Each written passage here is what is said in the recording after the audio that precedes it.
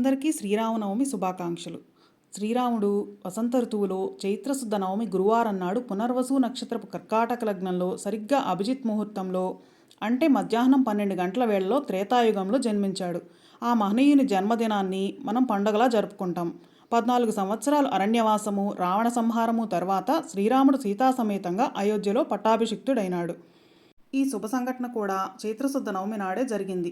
శ్రీ సీతారాముల కళ్యాణం కూడా ఈ రోజునే జరిగింది. రామనామం యొక్క విశిష్టత తెలుసుకుందాం. రామ, రా, ఆ మాలు కలిసిన శబ్దం. రా అక్షరము రుద్రుణ్ణి, ఆ అక్షరము బ్రహ్మమును, మా అక్షరము విష్ణువును సంబోధిస్తుంది. రామ అని ఒక్కసారి అనినంతనే త్రిమూర్తులను పూజించిన ఫలం కలుగుతుంది.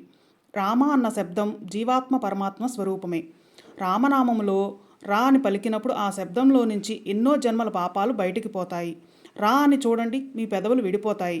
ఆ వెంటనే మా అని ఉచ్చరించడంతో బయటి పాపాలు మనలోకి ప్రవేశింపలేవు. మా అనగానే పెదవులు కలిసిపోతాయి. శ్రీరాముణ్ణి విష్ణువు యొక్క 7వ అవతారంగా పరిగణిస్తారు.